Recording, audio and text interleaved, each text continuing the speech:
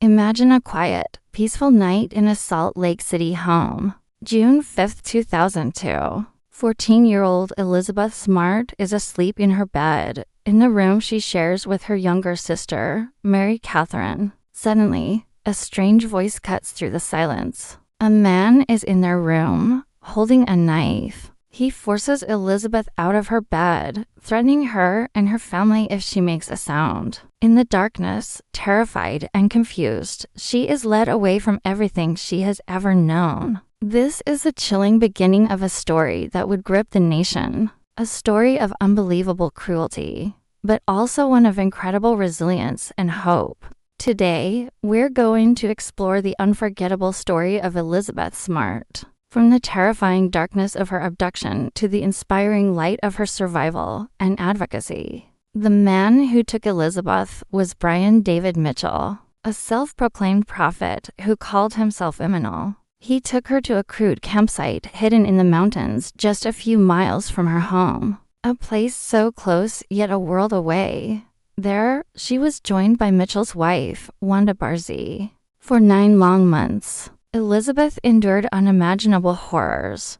She was forced into a bizarre marriage, subjected to daily abuse, and stripped of her identity. Mitchell and Barzee controlled her every move, telling her that her family had forgotten her, and that if she tried to escape, her family would be harmed. She was given a new name, forced to wear robes and a veil, and her spirit was systematically broken down. The psychological manipulation was as painful as the physical abuse. She was a prisoner, hidden in plain sight, living a nightmare that seemed to have no end. Back in Salt Lake City, Elizabeth's disappearance sparked a massive search and a media frenzy. Her parents, Ed and Lois Smart, made desperate public pleas for her safe return. The community rallied, with thousands of volunteers combing the area. Yet, as days turned into weeks, and weeks into months, hope began to fade for many. But not for everyone. The key to cracking the case lay with the only other witness that night, Elizabeth's 9-year-old sister, Mary Catherine.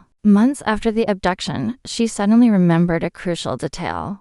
The abductor's voice was familiar. She realized it was a handyman who had briefly worked for their family, a man they knew as Immortal. This breakthrough was a turning point. It gave investigators a name and a face. A sketch of Immortal, Brian David Mitchell, was released to the public and broadcast across the country. The search now had a clear target. Mitchell and Barzee were not stationary. They moved around, taking Elizabeth with them. In the fall of 2002, they traveled to San Diego, California. Even there, surrounded by people, Elizabeth remained a captive, silenced by fear and threats. The psychological chains were as strong as any physical ones. She later recalled moments where she could have screamed for help, but the fear of what Mitchell would do to her and her family paralyzed her. This is a crucial part of her story that many people struggle to understand.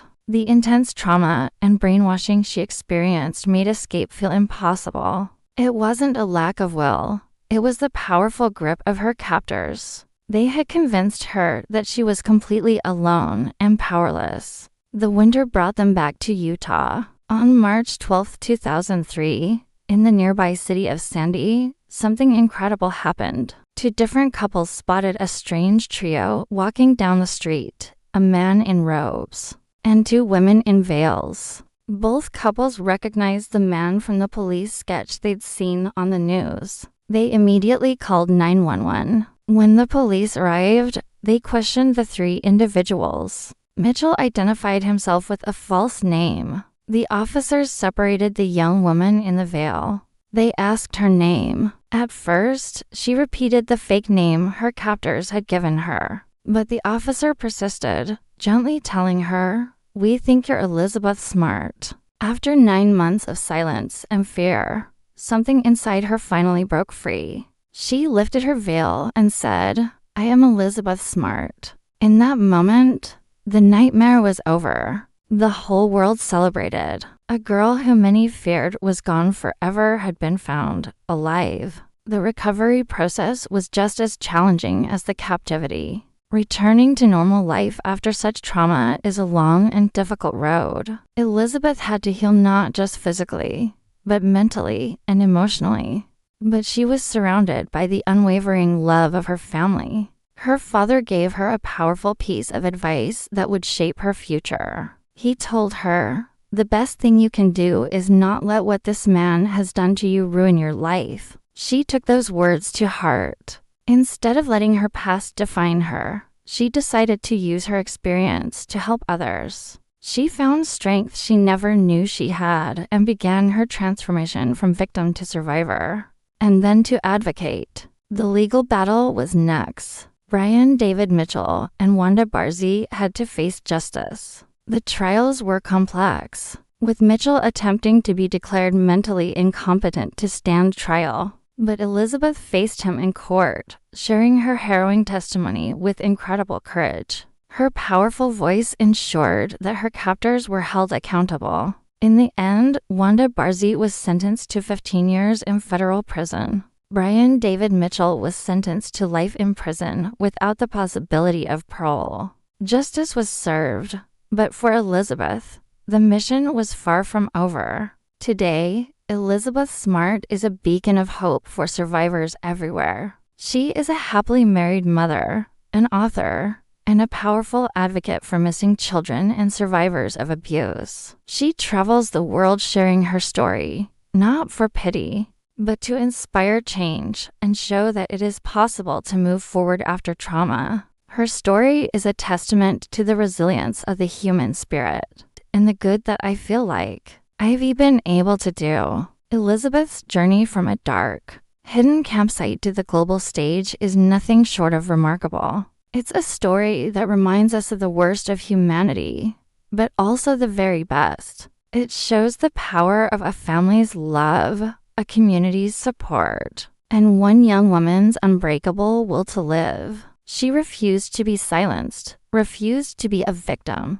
and has dedicated her life to ensuring that others have the chance to heal and find their own light, and turning her own personal darkness into a light for the entire world. If you or someone you know has been affected by the issues discussed in this video, please know there is help available. You can reach out to the National Center for Missing and Exploited Children or the RAINN National Sexual Assault Hotline. You are not alone, and there is hope for healing. Thank you for watching and for allowing us to share this powerful story. Don't forget to like this video, subscribe to our channel for more stories like this, and share it to continue spreading awareness. See you next time.